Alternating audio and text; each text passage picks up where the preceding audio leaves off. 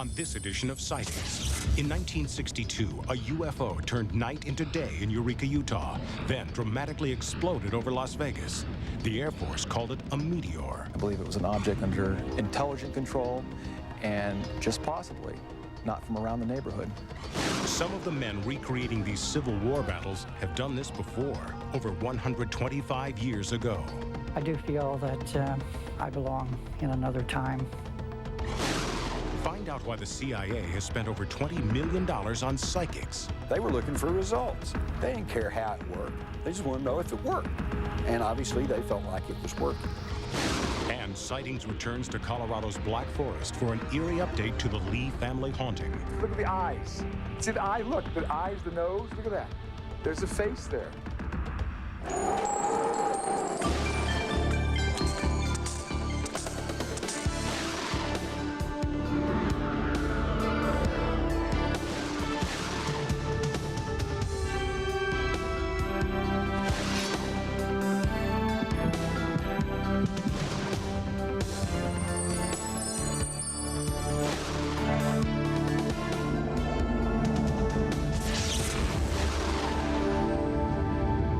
Welcome to Sightings. I'm Tim White.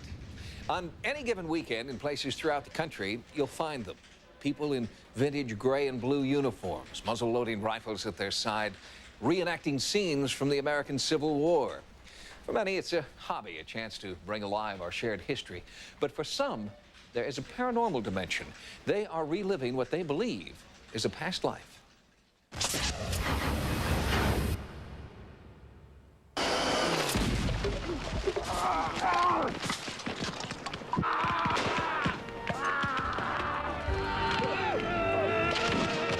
It's eerie, it's strange, and I'm not saying for sure that I am he, but I do feel that I belong in another time. For the past 26 years, Dave Pershwitz has devoted nearly every waking hour to the preservation of Civil War history. Dave is an avid collector of photographs. He maintains a personal 800-volume Civil War library and has turned his home into a private museum. Would you call your fascination with the Civil War period, is it a hobby? Is it more than a hobby? Is it an obsession? Well, it started out being a hobby, and it has become more and more of an obsession. It was his obsession that attracted the attention of psychotherapist Barbara Lane. In her book, Echoes from the Battlefield, Lane chronicles an experiment in which she hypnotized 12 Civil War reenactors, including Dave Pershwitz. Each person recalled a past life during the Civil War, remembering names and dates that were later verified as real. It wasn't an intellectual experience, it was an emotional experience that they had. Some of them would even define it as a spiritual experience. What drew you to these reenactments and these men?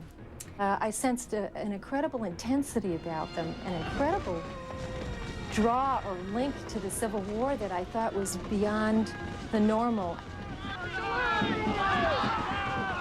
There must be somewhere in the neighborhood of, I would say, 20,000 people, not just in this country, but overseas as well, who feel compelled, drawn somehow, to reenact the American Civil War. Civil War historian Brian Pohanka helped Barbara Lane verify the minute details recalled during the past life study. The interesting thing about these hypnotic regressions, no matter what one chooses to believe, is that how vivid they were for the people who went through this. They came out somehow sobered, they came out somehow reflective, sad, really as if they had gone through these experiences. During Dave Pershwitz's regression, he revealed himself to be James McNally, a soldier wounded during the Civil War. I'm hurt. I'm really hurt. My whole sleeve was covered in blood.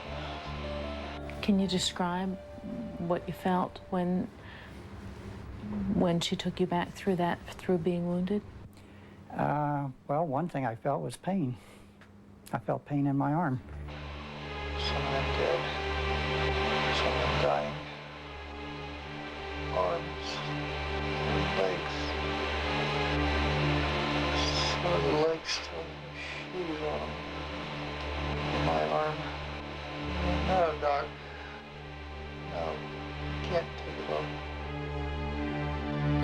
In that session, Perschwitz, believing himself to be wounded and unable to write, dictates a loving letter to his wife. My dearest, the heaviest fighting is yet seen.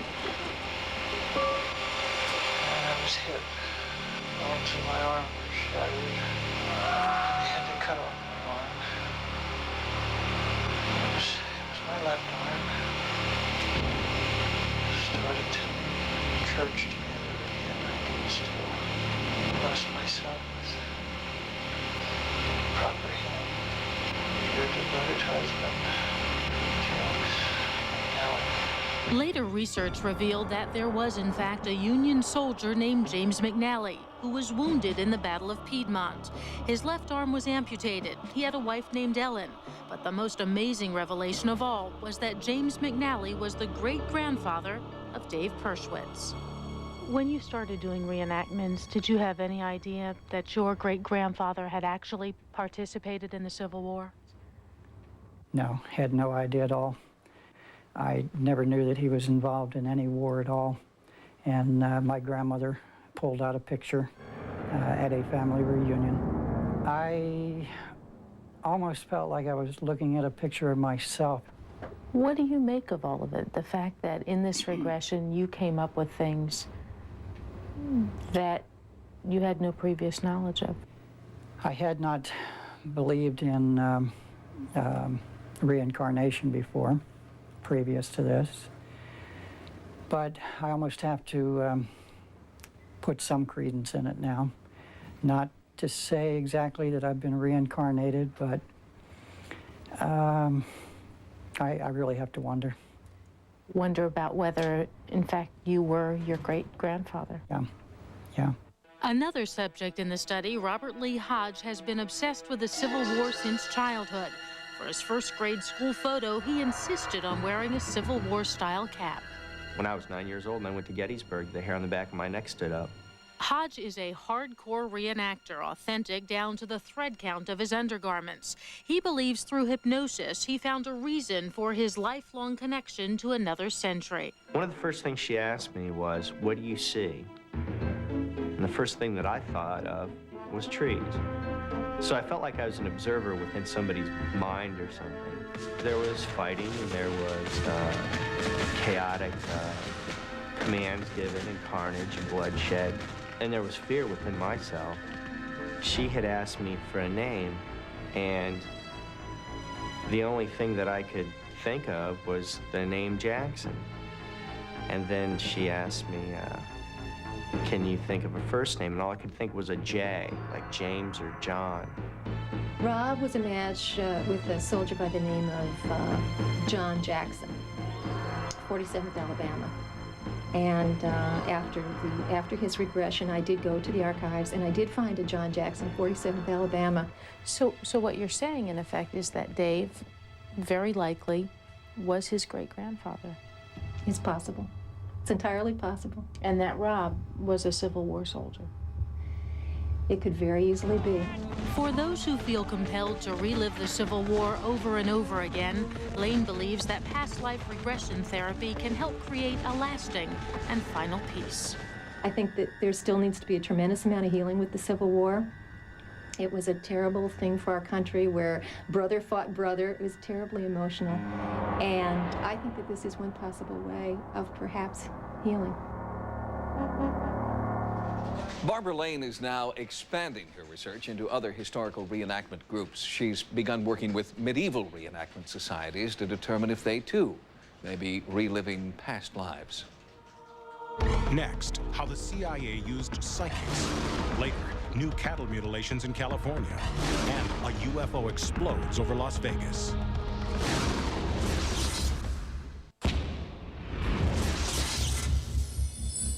The Central Intelligence Agency has an extraordinary arsenal of technology at its disposal. If they need to, in the name of national security, the CIA can read your license plate number from space, pick your face out of a crowd at the Super Bowl, even see through your bedroom wall. And with new experiments in psychic espionage, there may soon be no place to hide.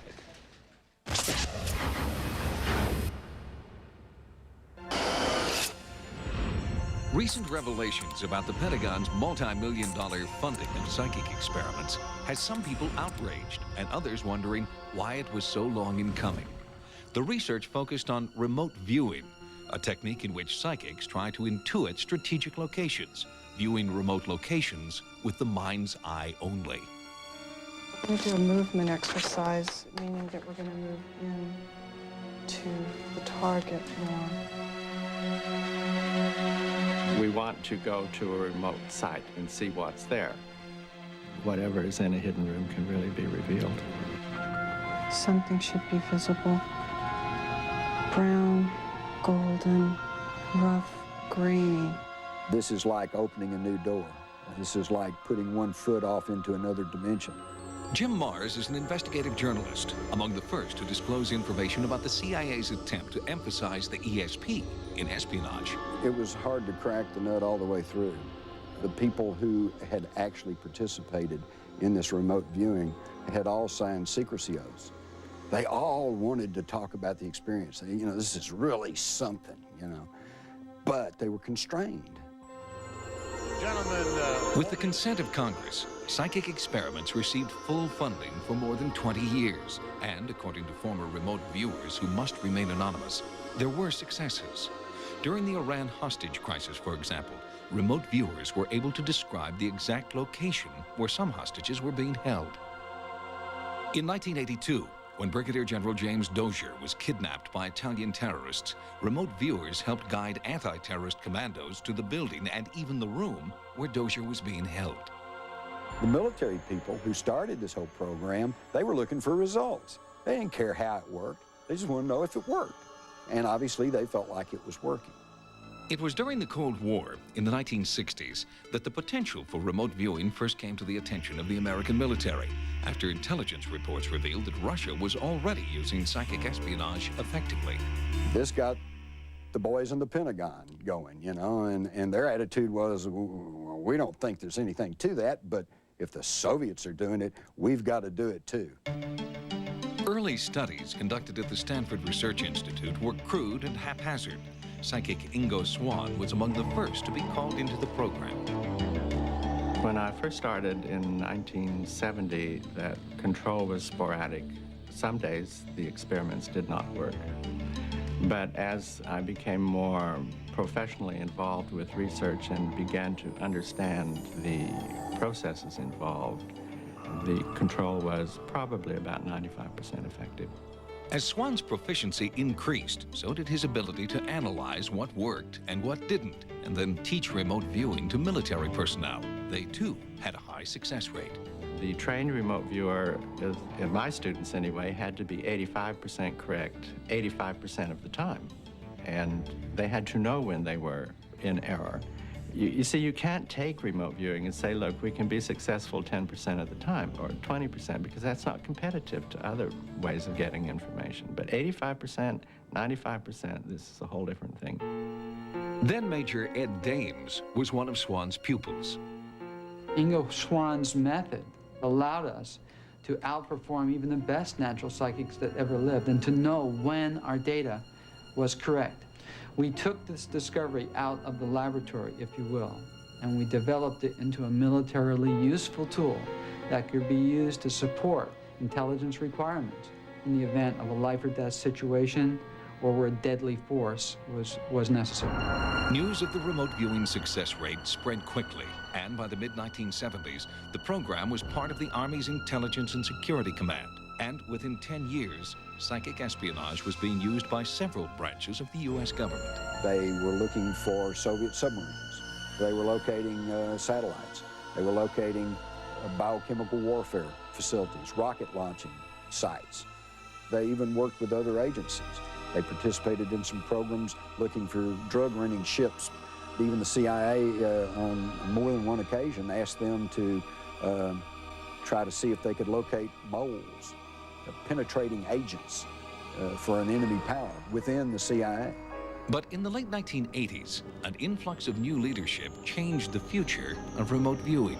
With the advent of the DIA, there was a civilian leadership that took over.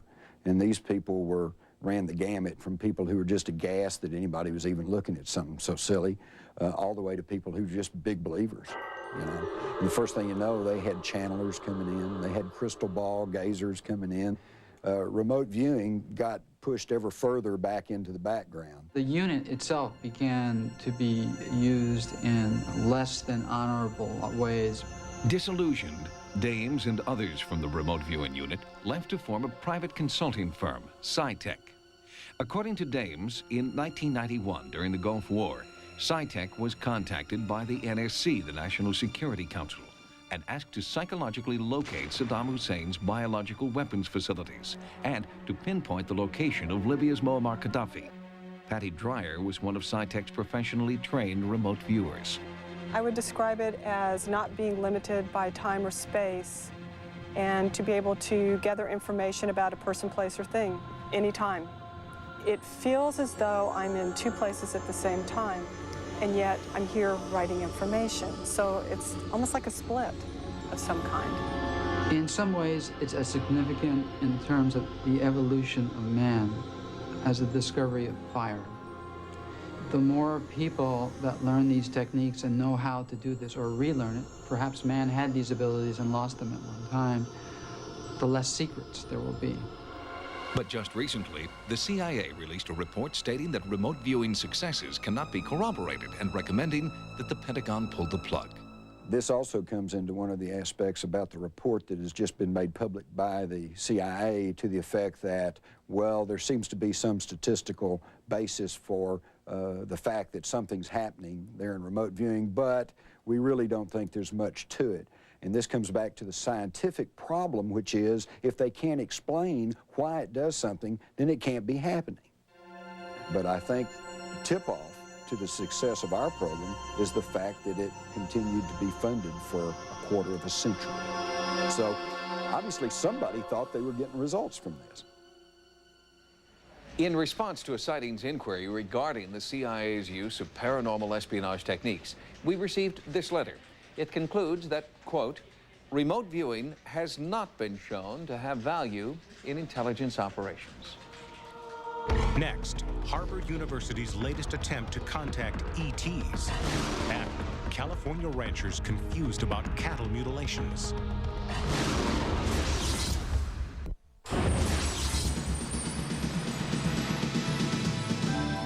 Here are some of the stories Sightings is following in the news. The world's largest radio receiver is now online.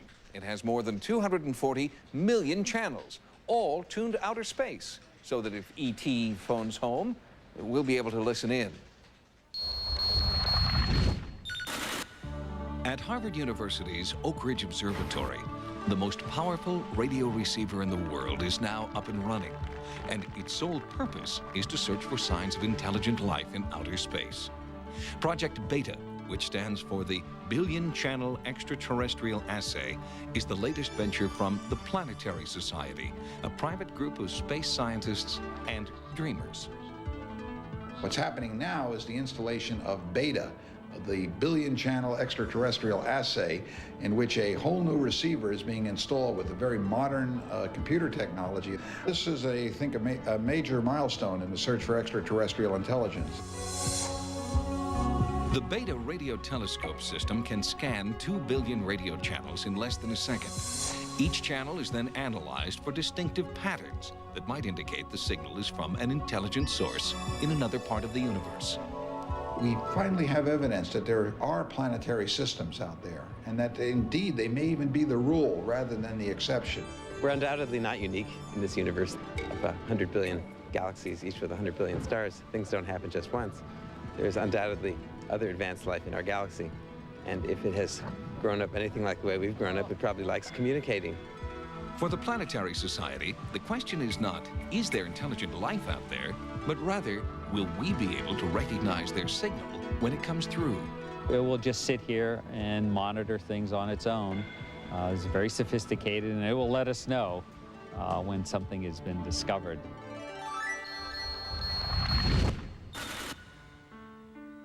In Lassen County, California, a string of bizarre animal deaths have ranchers here confused, frightened, and angry. Add grazing land in Lassen National Forest to the list of places where cattle are being mutilated in unexplainable, seemingly ritualistic ways. And these deaths fit a 30-year pattern. I've heard about it because it's happened in the last 20 years all over the United States, but I certainly never expected it to happen to me. But it did happen when ranchers Bill and Jean Barton recently found 3 of their herd butchered in typical fashion. The animals' genitals, tongues, udders, and ears had been removed with surgical precision. There were no tracks, neither paw prints nor footprints, anywhere near the bizarre carcasses. But something did leave these large circular depressions in the tall meadow grass near the mutilation site. It's just something that I can't explain until somebody finds out why or investigates it and gives us an answer. So far, local law enforcement agencies are saying little about the string of mutilations, only that the cattle were most likely killed by predators. There's no way that the cattle could have been killed by anything in nature and then had the parts taken off as precision-like as they were.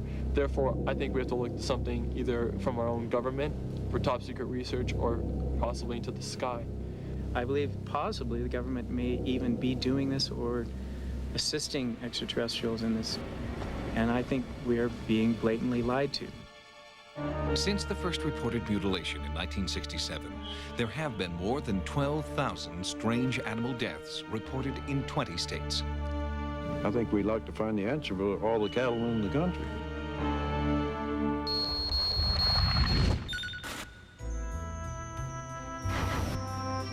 In Miami, Florida, at the headquarters of the Survival Research Foundation, Director Arthur Berger is attempting to develop scientific proof of life after death. The case for life after death has not been proved one way or the other.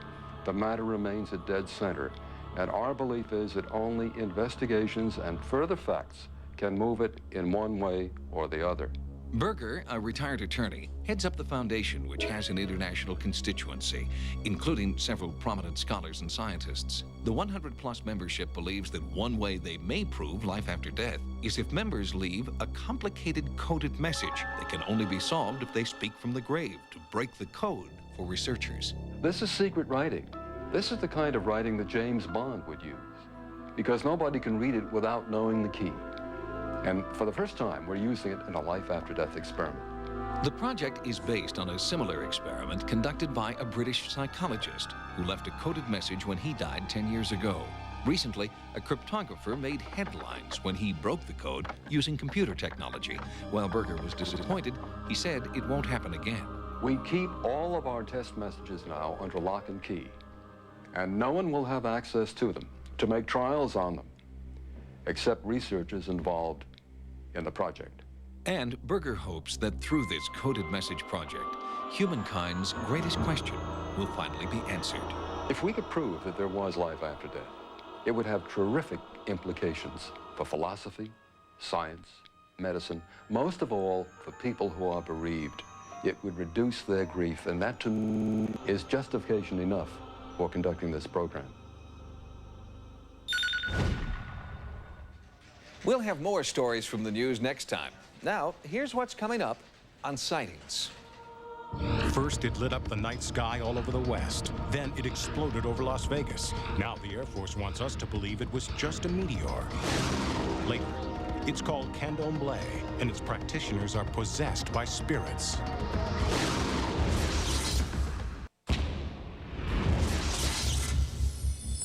In 1962, a brilliant UFO was tracked across the United States from New York to Nevada.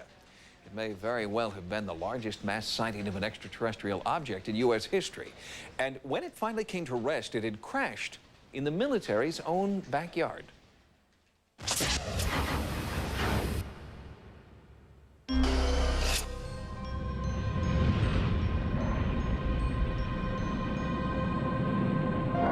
It raced across the sky over the tiny mining town of Eureka, Utah on April 18, 1962. And high school buddies Dave Redmond and Jerry Sanderson were were there to see it. We had gone for a ride. Jerry was a senior in high school. And that night we were probably just driving up and down Main Street, which is what we did most And evenings. we stopped at the east end of the main street in Eureka, pulled off the road, and we're sitting there. First thing I remember about the incident was is the light. It was a bright light that lit up the entire sky from horizon to Light enough horizon. that I could see the mountain across the valley and see the trees on that mountain, see the sagebrush. The unearthly light flooded the night sky and startled Eureka residents. A light so bright it turned off the street lights by triggering their photoelectric cells. And a few people had encounters that were a little too close for comfort. When he got home, he looked like... To many eyewitness accounts, the UFO headed west and was soon spotted over Reno, Nevada. Just minutes later, it was over Las Vegas, Nevada. Then it suddenly burst into flames, very near Nellis Air Force Base. More than 1,000 people witnessed the explosion. Fighters were scrambled from Nellis in Las Vegas, Luke near Phoenix, Arizona. The object was tracked on radar, both surveillance radars and height-finding radars, and that's important. It's on two separate kinds of radar, so you don't have weather-related phenomena. You have a real solid object. Kevin Randall is an author and UFO researcher who maintains that the Air Force deliberately tried to make the Eureka sightings and the Nellis explosion look like two separate events. The problem we have with this sighting, with the paperwork, is the Air Force did a very clever thing. They labeled the sightings in Utah using Zulu time, adding 6 hours to it. They labeled the sightings in Las Vegas using the local time. So what it appears is we have a sighting that took place over a period of hours in two separate locations on two separate days, two distinct events. What really happened was we have a single event that took place over a space of about 16 minutes from the Eureka end of the sightings until it seemed to explode over Las Vegas. But according to the United States Air Force, the object that streaked over Eureka and Reno was a bolide meteor, a rare but explainable event. Information about the Nellis UFO was deemed insufficient for analysis. One, they dismiss as an astronomical phenomena, a bolide, which doesn't come down to the ground and take off again and do turns. And the other one, they said there was insufficient evidence to really categorize the sighting, that there was no visual sightings, which is incorrect. If you just look at the headline of the Las Vegas paper the next day, that negates that. Mark Farmer is a former naval intelligence agent and an expert in secret military weapons systems. He has conducted his own investigation into the events surrounding the spectacular sightings of April 18, 1962. I estimate that this was traveling more than 2,000 miles an hour at times because it had to slow down, come low, and it took off, and then the amount of time that elapsed, the amount of distance it was covered, it was going very fast. We can pretty much rule out most existing aircraft and missiles at that time. Months after the Nellis explosion, the Air Force Office of Public Information issued this statement, suggesting that the UFO was probably a U-2 spy plane or a weather balloon. They did say in their report that the crack on the radar seemed to reflect a U-2 or a balloon, and the question becomes, what kind of radar operator couldn't tell the difference between a balloon drifting at the whim of the winds and an intelligently controlled U-2 aircraft? So they were just throwing something out. But why would the Air Force go to such extremes to mislead the public? The Air Force has been charged with keeping our skies clear of enemy craft. If they can't stop UFOs, then they clearly can't do their mission. Why should they be funded with billions of dollars when they cannot do the mission they're charged with doing? The object that flew across the United States on the night of April 18th, 1962, I don't believe was an errant Russian missile or one of our weapons. I believe it was an object under control, intelligent control, and just possibly not from around the neighborhood. The UFO crash near the Nellis test range seems to indicate that the government's don't ask, don't tell policy also applies to information about UFOs. Next, why this woman is being drawn back to Candomblé. Later, a frightening revelation about a haunting in Colorado's Black Forest.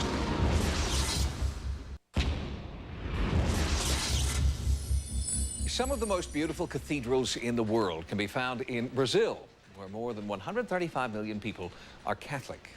But in the region of Salvador de Bahia, in northeastern Brazil, a strange brew of African religion, magic, and theater is gaining thousands of new converts every year. It's called candomblé.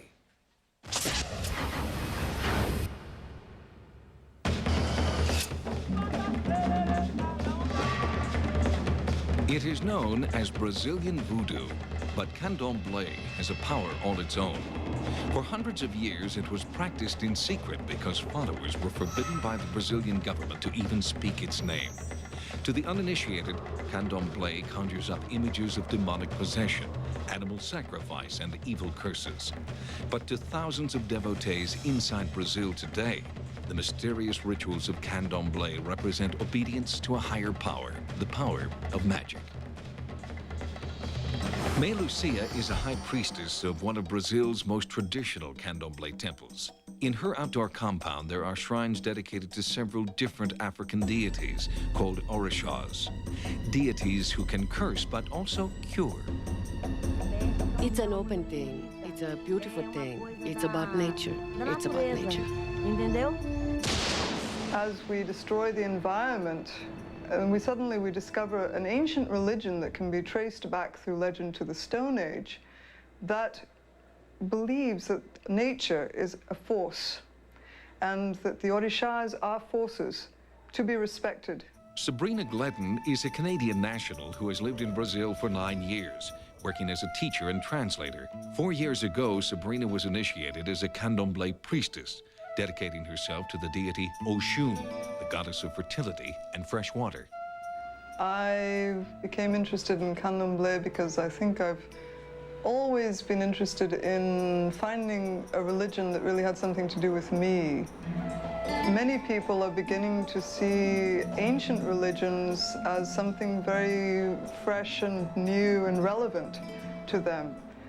After 2 years of intense dedication to her orixá, Sabrina stopped visiting the temple. But now, 2 years later, a series of personal setbacks have brought her back to candomblé for spiritual focus and, hopefully, some answers. Well, I stopped going basically because I'm a single mother. I'm divorcing my ex-husband, and I was suddenly overwhelmed by the pressures of life and work. And being a priestess of candomblé is a lot of work. It's a lot of responsibility.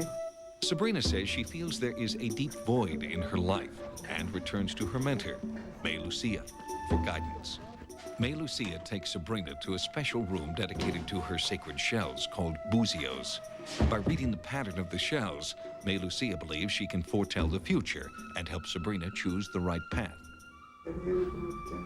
It's been a long time since I've gone to a temple, and I feel that I left many things undone. I must do them, and I would like you to see what I have to do to please my orishas.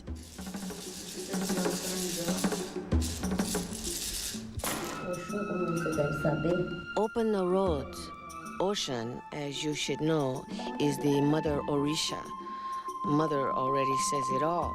Mother is a word that needs no definition, but mother is the one that punishes children, that gives children discipline. Mother is the one who says how we should live. If not, we wouldn't all have a mother to guide us. The shells also tell Sabrina that her goddess, Oxum, is unhappy with her absence from worship. And this is why she has had so many struggles recently. Mãe Lucia tells Sabrina she must ask the deity's advice in a ceremony that very night. If the spirits say, hey, you need to do this, usually it's pretty good advice to follow. Patrick Polk is a folklorist at the University of California, Los Angeles, who has studied candomblé. One of the fundamental reasons for the existence of candomblé as a religion is to give people a way of making sense out of their life and to connect to the divine. This direct connection to the divine is achieved through spirit possession and is precisely why candomblé has been feared and outlawed in the past. Practitioners willingly succumb to their deities and believe these gods have the power to enter their bodies and transform their fate. The ultimate expression of divinity in man's connection to the divine is in spirit possession, where in a ceremony, in a ritual, a divine being, a god, a saint, an ancestor, literally comes and possesses the body of the worshiper.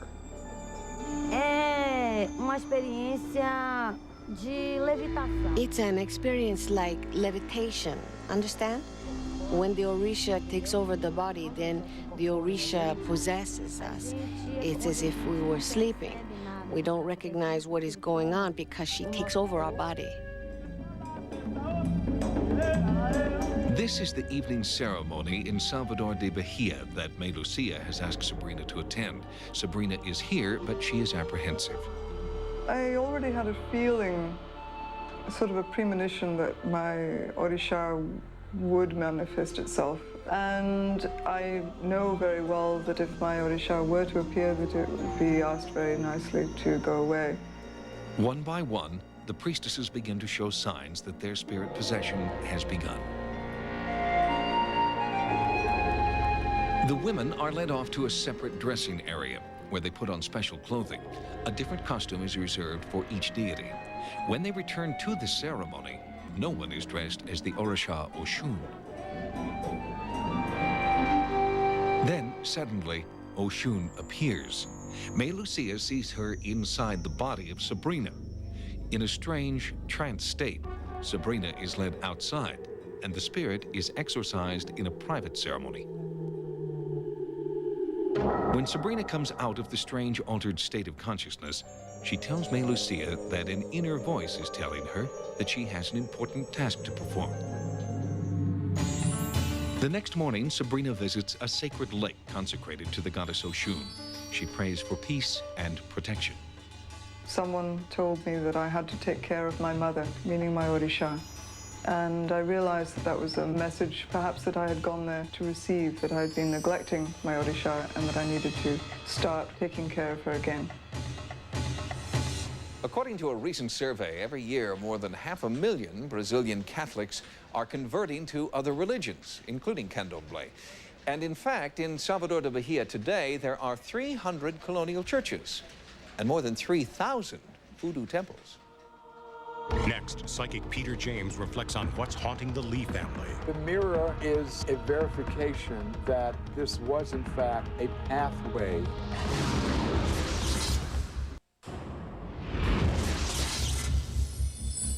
The haunting activity in Steve and Beth Lee's Colorado home is continuing to plague them and their 2 young sons.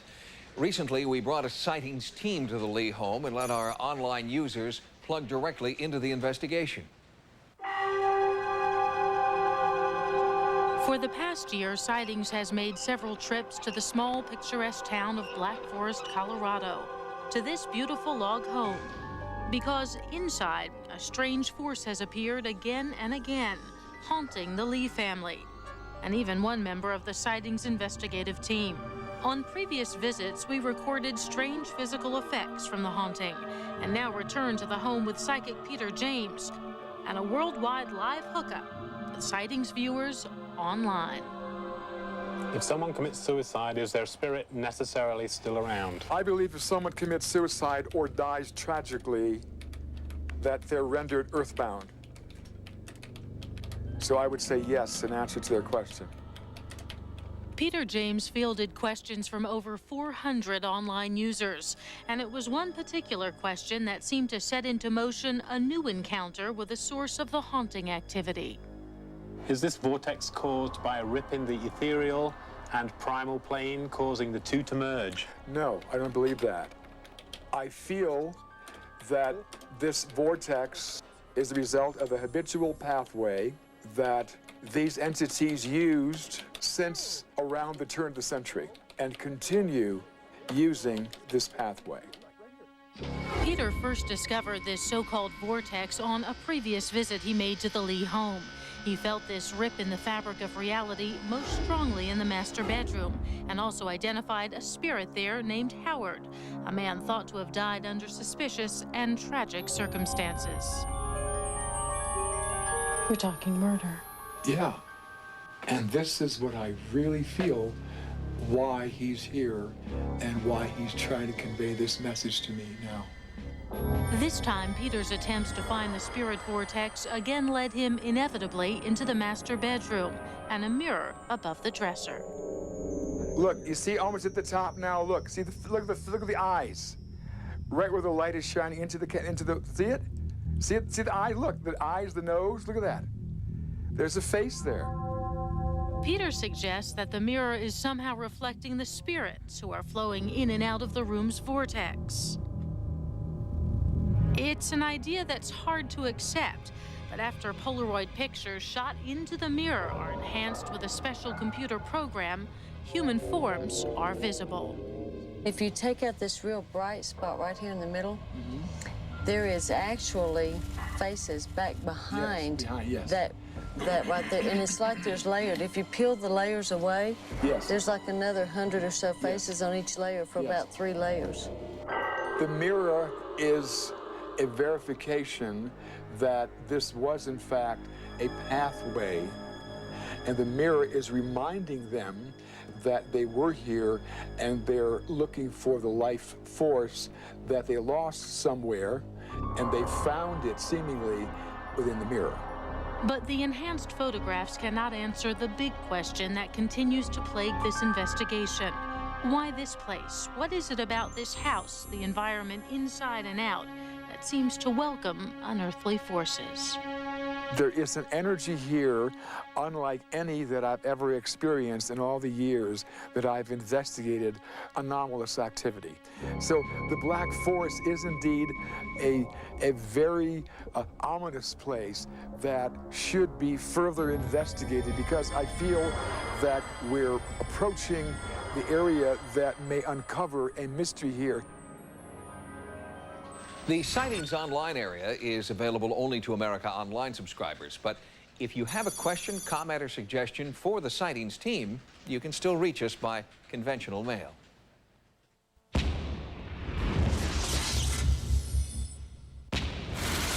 Ghosts. UFOs. The unexplained, dramatic stories of the paranormal from the files of Sightings, a new paperback book available now wherever books are sold, from Fireside Books. Until next time, remember, no mystery is closed to an open mind. For Sightings, I'm Tim White.